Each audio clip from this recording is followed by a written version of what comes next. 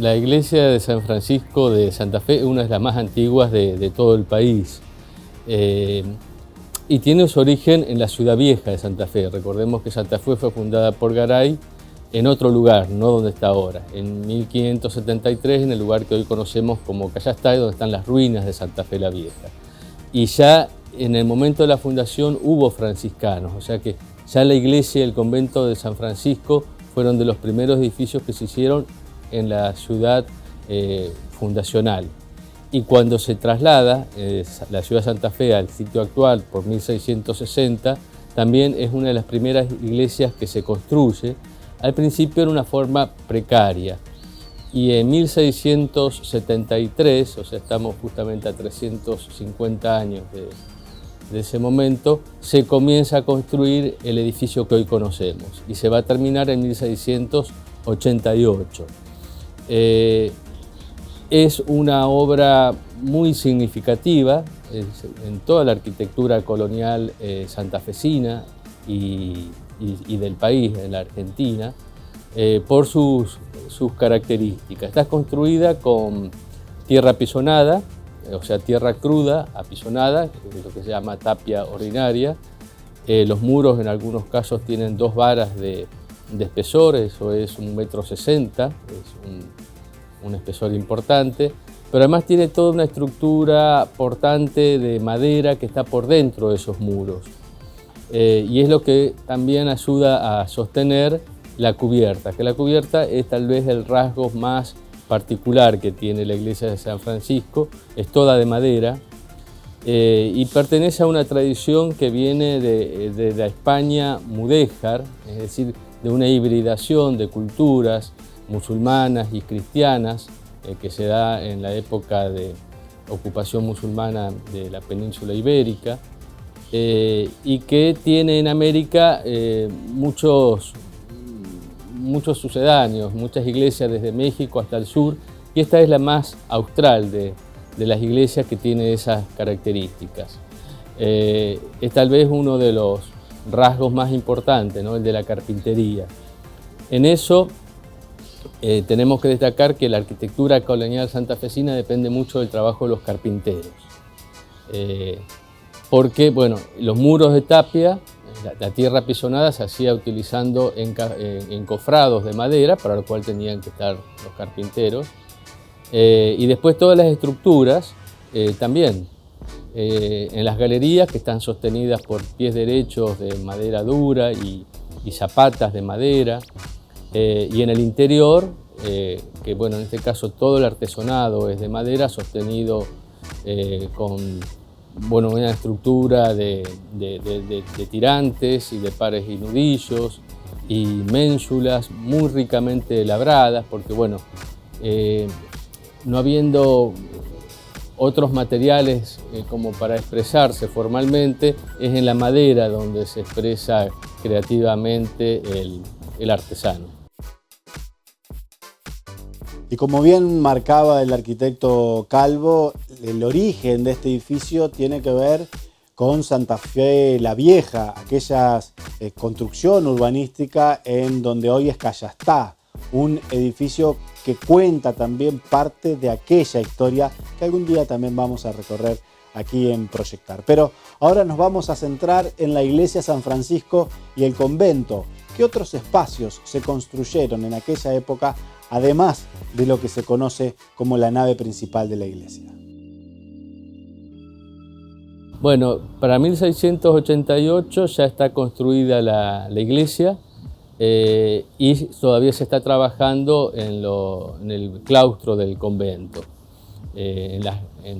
Digamos que va a estar ocupado por las celdas de los frailes y hacia el frente, por la portería, que es donde se da acceso al claustro, y una serie de habitaciones donde funcionaba la escuela, porque también los conventos, en este caso el de San Francisco, funcionaban como escuelas. Fueron de las escuelas más antiguas que tuvo Santa Fe y hasta el día de hoy San Francisco tiene su escuela y muchos de los grandes hombres de la historia santafesina estudiaron esta escuela. Por ejemplo, el brigadier Estanislao López fue alumno de la escuela.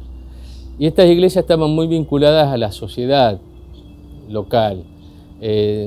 Todos los vecinos de alguna manera estaban vinculados por devociones y demás a las iglesias, ya sea de Santo Domingo, en este caso la de San Francisco, la de los Mercedarios, que también existieron.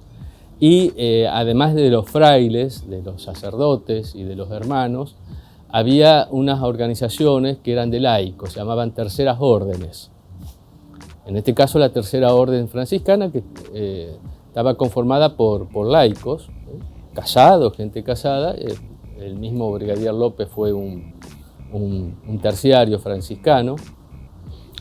En el momento en que todavía no había muchas iglesias en la Bajada, en Paraná, incluso había terciarios de Paraná que pertenecían a la tercera orden de Santa Fe, estaba ese vínculo también. Y otra práctica que es importante también señalar es que las iglesias en el periodo colonial servían como lugar de enterramiento. En Santa Fe la Vieja, si quien visita hoy las ruinas de Santa Fe la Vieja, va a ver, bueno, hoy son réplicas, pero hasta hace un poquitos años estaban los originales, los esqueletos de muchos de los vecinos enterrados allí, entre ellos Hernandarias de Saavedra, el primer gobernador criollo, y su mujer, que era la hija del fundador, de Juan de Garay, doña Jerónima de Contreras. Y esa práctica también se traslada con la ciudad. Hoy quien recorre la iglesia de San Francisco va a ver muchas lápidas de mármol, que ya son de la última etapa, son del siglo XIX, muchísimas. Pero además de esas lápidas hay muchísimos enterramientos que están sin identificar. Uno, cuando camina sobre ese piso, está caminando sobre centenares de vecinos y de vecinas de la ciudad que eligieron ser enterrados aquí, porque hasta principios del siglo XIX no había cementerios públicos. Los cementerios estaban en las iglesias y en los conventos. Y ahora el arquitecto Luis María Calvo nos va a contar con qué espacios nos encontramos hoy si vamos al convento y a la iglesia de San Francisco y comenzamos a recorrer la rica historia que tienen estos edificios. La iglesia sigue funcionando como iglesia, es uno de los centros de culto muy convocantes de la ciudad de Santa Fe. Tiene un museo que es un gran atractivo turístico, lo es también la iglesia y el convento. Y ya en otro espacio, no donde estuvo en el periodo colonial, también sigue funcionando la escuela de San Francisco hasta el día de hoy. Pero es un centro de culto religioso muy importante. La orden franciscana sigue formando parte de Santa Fe, o sea, está desde 1573, estamos cumpliendo 450 años de la fundación de la ciudad, y los franciscanos son los que acompañaron a Garay en la fundación. Así que bueno, sigue siendo hoy un centro de culto y también un centro de atracción turística, religiosa y cultural. Esta escuela ya fue construida a mediados del siglo XX. Esta iglesia fue restaurada en dos momentos. En 1938, cuando se hace lo que en Santa Fe decimos el Parque del Sur. Hasta ese momento la iglesia y el convento formaban parte de la trama de la ciudad. Por delante de la iglesia y del convento pasaba una calle y enfrente de la calle había casas. En el año 40 se hace el Parque del Sur, entonces la iglesia y el convento van a quedar aislados, digamos, de la trama urbana, del tejido, en el medio de un espacio parquizado. Esa primera restauración la hace un arquitecto muy importante, que es Ángel Guido, es el autor del Monumento de la Bandera en Rosario. Y en el año 49 hasta el 52 se hace otra restauración a cargo de Mario Buschiaso, uno de los grandes historiadores de la arquitectura y fundadores de lo que es la práctica de la restauración en Argentina. Fue quien vuelve a construir la casa histórica de Tucumán. Había sido demolida y lo único que quedaba en Tucumán era el Salón de la Independencia, él la vuelve a hacer. El Cabildo de Buenos Aires también le devuelve la forma, porque la había perdido completamente. Y bueno, aquí es también una de sus restauraciones más importantes, es la de la iglesia y el convento de San Francisco. ¿Y en qué consiste esa restauración? ¿Qué se pudo rescatar o qué hubo que rescatar del edificio? Bueno, hubo que rescatar sobre todo la fachada original. Ángel Guido en el año 38 había hecho algunos rescates importantes, pero había mantenido una modificación que se hizo en 1918, o sea, muy poquito antes, que era, sobre el frente se había añadido otra fachada, con elementos neoclásicos y demás.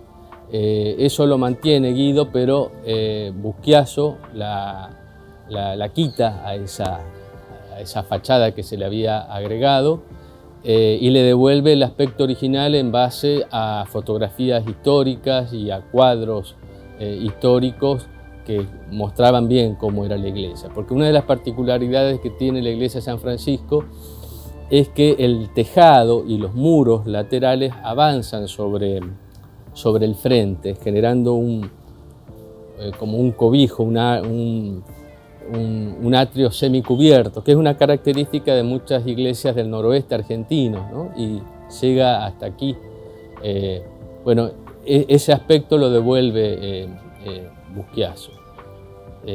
Así que bueno, por suerte trabajaron dos grandes arquitectos, Guido y Buschiaso, devolviéndole el aspecto que había tenido auténtico en el periodo colonial.